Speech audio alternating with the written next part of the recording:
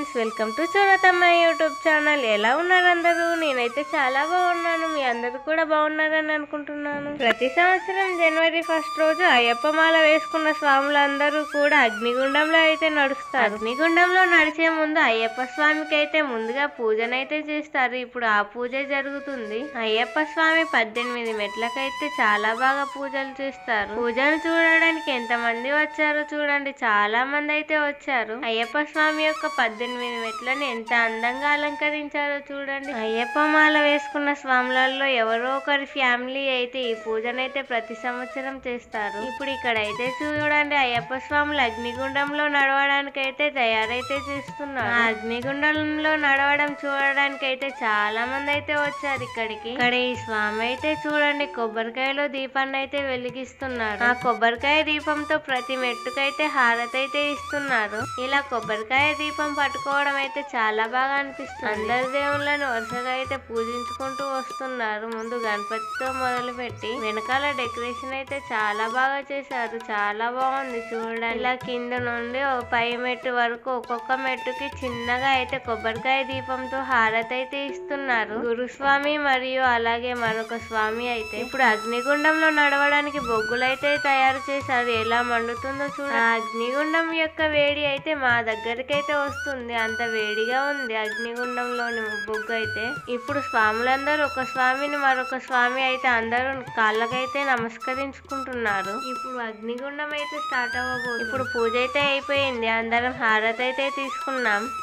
గురుస్వామి వారు ఇప్పుడు పూలనైతే ఒక ప్లేట్ లో తీసుకొని వెళ్తున్నారు అగ్నిగుండం దగ్గరికి. ఇక్కడ పూలు పట్టుకొని వెళ్తున్న స్వామి ఇక్కడ ఉన్న స్వాములందరిలో పెద్ద స్వామి గురుస్వామి. ఆ స్వామి రాగానే వెనకాలే అందరు స్వాములు అయితే వచ్చారు ఇక్కడికి. ఆ స్వామి అయితే ముందుగా నమస్కరించుకుంటున్నాడు దేవుణ్ణి. పూలనైతే తీసుకొని నిప్పుల గుండంలో అయితే చల్లుతున్నాడు. ఇప్పుడు కర్పూరంతో హారతి అయితే ఇస్తున్నారు నిప్పుల గుండం దగ్గర. మరోవైపు గుమ్మడికాయనైతే కొడుతున్నారు. గుమ్మడికాయని కొట్టగానే ముందుగా గురుస్వామి అయితే వెళ్తున్నాడు. ముందుగా గురుస్వామి అగ్నిగుండంలో నడవగానే మిగతా స్వాములందరూ అగ్నిగుండంలో నడుచుకుంటూ అయితే వెళ్తున్నారు.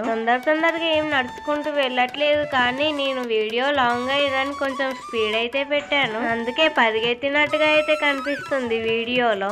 ఇలా స్వాములందరూ ఒకరి తర్వాతకి ఒకరు అగ్నిగుండంలో నడుచుకుంటూ అయితే వెళ్తూ ఉన్నారు. ఇంకా ఈ వీడియో అయితే చాలా ఉంది. అగ్నిగుండం అయిపోయాక మరొక పూజ అయితే జరుగుతుంది. అభిషేకం అయితే జరుగుతుంది అయ్యప్పకి. మొత్తం పూర్తి వీడియో చూసే ముందు ఈ వీడియో కనుక మీ అందరికీ నచ్చితే ఈ వీడియోని లైక్ చేయండి. మర్చిపోకుండా మీకు తెలిసిన వాళ్ళందరికీ షేర్ చేయండి. అలాగే మర్చిపోకుండా కొత్తగా వచ్చిన వాళ్ళందరూ నా ఛానల్ సబ్స్క్రైబ్ చేయండి. తప్పకుండా పక్కనే ఉన్న బెల్ ఐకాన్ ని మాత్రం క్లిక్ చేయండి.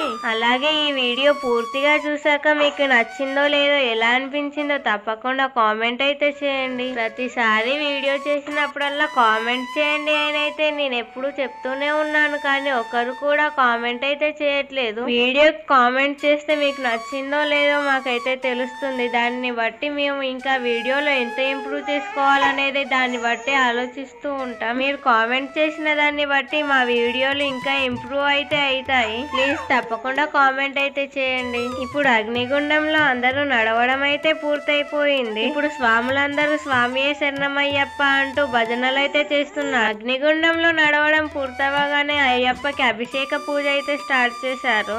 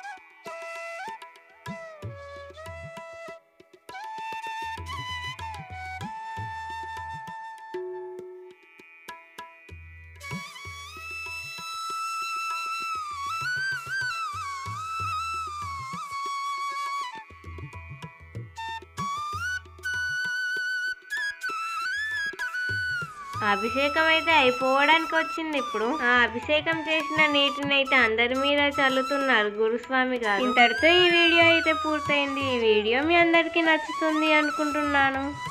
ఈ వీడియో కనుక మీ అందరికీ నచ్చితే తప్పకుండా నా ఛానల్ని లైక్ చేయండి, షేర్ చేయండి.